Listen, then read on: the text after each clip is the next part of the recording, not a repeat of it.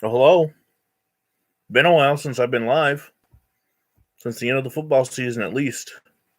And you may ask Are they yourself, made from real Girl Scouts?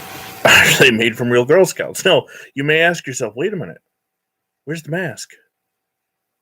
Well, since the off season, since the NFL season ended, I have began dabbling in a couple other ventures, and TikTok is one of them. And on TikTok, I took the mask off, so here I am in all my glorious beauty. The NFL offseason has been an interesting one. And there's three things I want to concentrate on that I want to talk about. The first one is Aaron Rodgers. Right before the draft, Aaron Rodgers comes out and says that he doesn't want to play for Green Bay anymore, and he feels like he's been mistreated and wants out of Green Bay. And of course, this has been one of the main topics ever since. And my personal feeling on this, after 16 seasons in Green Bay, he should have a right to say what he wants to say and do what he wants, with an exception. If it wasn't for the NFL, these players wouldn't have a platform. And somebody has to draft him. And you remember that Aaron Rodgers slipped in the 2005 draft all the way down to the mid-20s before Green Bay drafted him. They took a chance on him because they already had Brett Favre. And Brett Favre wasn't going anywhere in 2005, 2006, 2007. Aaron Rodgers finally took over in 2008 and won a Super Bowl in 2010. But he hasn't been back since. In fact, he's been to 4 NFC Championship games since that Super Bowl 45 victory against the Steelers, losing to Atlanta, losing to Seattle, San Francisco, and most recently, Tom Brady and the Buccaneers. At a certain point, you got to say to yourself, you know what? You're getting to the NFC Championship even without the so-called help you want or need. Maybe, just maybe, it's on you as the quarterback to get over that hump, to get that next step, so to speak. And that next step for Green Bay would be to go to the Super Bowl. But they're not going to go with Jordan Love yet. We don't know about Jordan Love and how he's going to be, but in his first season, second season as a player, first as a starter, if Aaron Rodgers does get out like he wants, Green Bay's not going to go to the Super Bowl with him. It's going to take him some adjusting and some learning. Maybe next year or the year after, I don't know. So it behooves Green Bay to re-sign Rodgers, and it behooves Aaron Rodgers to keep his legacy with Green Bay intact and play out the end of his career there.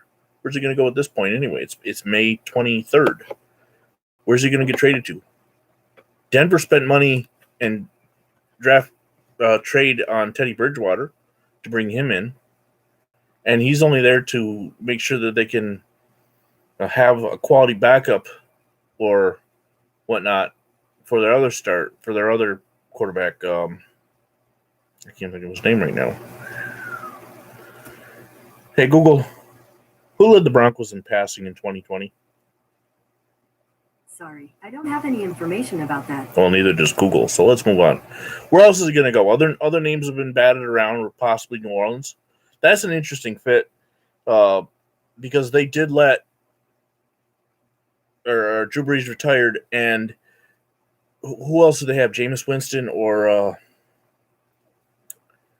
oh man, I'm so drawing a blank.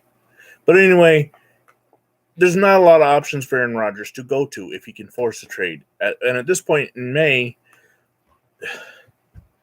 other than now avoiding mini camps and holding out, there's not a lot left. I mean, the draft is over, so what's Green Bay going to get for value?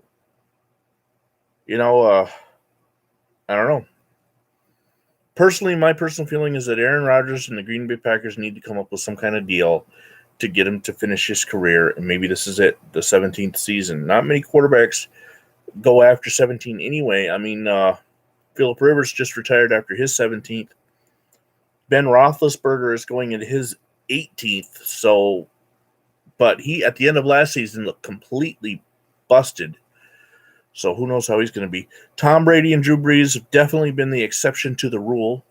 Brett Favre did play more than 16. He played 16 with the Packers, 1 with the Falcons, 1 with the Jets, and 2 with the Vikings for a grand total of 20 seasons. So it can be done, but Father Time usually finds a way to catch up with these guys. I said there were three things I was going to talk about. The second one being the hype and overhype that the NFL puts into everything in the offseason, and it's a great thing. Whether it's the schedule release, the draft, the combine, the NFL knows how to keep the party going in the offseason to keep you interested. Where they lack, however, is their over-the-top streaming service, the NFL app on Roku and Fire Stick and various other platforms. Now, the games are there. The games are there since 2009, but they haven't really improved them since. There is a way that they could go back with the networks and start building past games in 2008, 2007, all the way into the 90s when the DirecTV contract started, and then patchwork games other than that since. They released 98 games on YouTube a couple years back, and why aren't those games on? Yes, they're heavily edited, no commercials and whatnot, but that's fine. I mean, you know, the real true football fan that wants to get through the off season will watch that anyway. Now, the third thing I'm going to talk about is probably the most controversial topic so far the off season, and that's Tim Tebow. And why? Why is Tim Tebow controversial? He shouldn't be. He's just one person. He's been out of the league for 9 years, and he comes back and signs with Jacksonville, and everybody wants to bring up Colin Kaepernick and bring up white privilege and race and all this. But let's break down, how did Tim Tebow get a chance? The head coach of the Jacksonville Jaguars is Urban Meyer, who just happened to be the coach of Florida when Tim Tebow won the Heisman and won the national title. So Urban owes a great deal of debt to Tim Tebow and his abilities, because it allowed Urban to, when he had to leave coaching, was able to come back and get another top-notch job with Ohio State. He had to leave again and be able to secure an NFL job, all because of some of the success that was parlayed with Alex Smith in Utah, Tim Tebow in Florida, and then on to the lasting impression he had at Ohio State with various quarterbacks and stars. So, of course, an Urban Meyer is going to give a kid a chance. I think there's some other reasons, one of them being that Urban probably wants Tim Tebow's locker room leadership and potentially as a coach in the future, if this doesn't work out. Also, Tim Tebow's changing positions. It's not like he's getting the hand of the ball again and is going to compete for the starting quarterback job against Trevor Lawrence. No, that's not happening. No, he is changing positions to a position he's never played, tight end, and he's going to have to try to make a team, an NFL team, at 30-plus years old, playing in a position he's never played. But they want to bring up Colin Kaepernick and how Kaepernick hasn't gotten the same opportunity. Well, Colin's college coach isn't a head coach in the NFL. Colin Kaepernick's not willing to change positions. In fact, he's not even willing to change salary demands. So those two things right there are a big reason why Tebow's getting a job and not Kaepernick.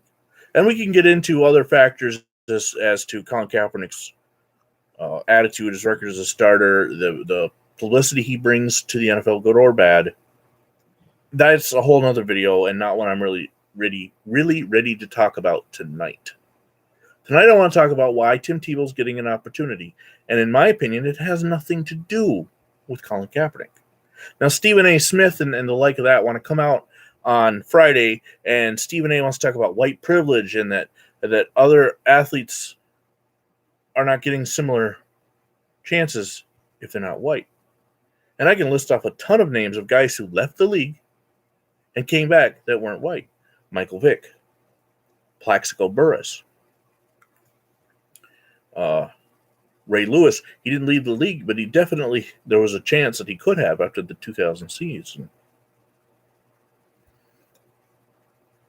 Those are guys who were given second chances after something that happened that wasn't the same as what Tim Tebow. So I think that the whole basis on race is way off. Now, I could be wrong. Talking as somebody who mixed of Native American and Caucasian descent, you might feel I don't have a right to talk about it. Whatever, those are my opinions. We need to get back to a time in America where we're allowed to have opinions as long as they are educated and well thought out. The other reason that Max Kellerman says that Tebow should bring up Colin Kaepernick, no, he shouldn't, because they have nothing to do with each other. It is not Tim Tebow's job to get somebody else a job in the NFL. He is a player struggling to make a team. But those are my opinions. And those are what's going on in the offseason in the NFL.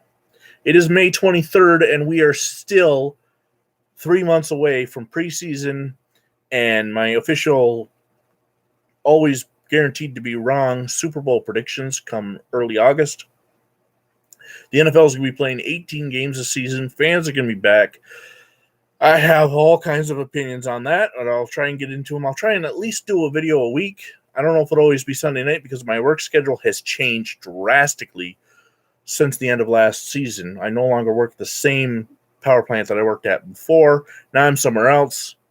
But you can follow me, click like, share, get the word out, and you can follow me here on YouTube, TikTok, and Instagram at Vinny X Wolf. Some of the things we're doing on TikTok, the 24/7 TikTok Championship Challenge, not ship. No, I'm not trying to speak like our truth and make up a bunch of names. The 24/7 TikTok Championship Challenge. And on Instagram, that's also there along with my series on churches of Northern New York. So I'm very glad to be making content that is supposed to be family-friendly oriented, and I encourage you to like, comment, and share. And as always, subscribe. I'm Vinny Vincent. God bless America.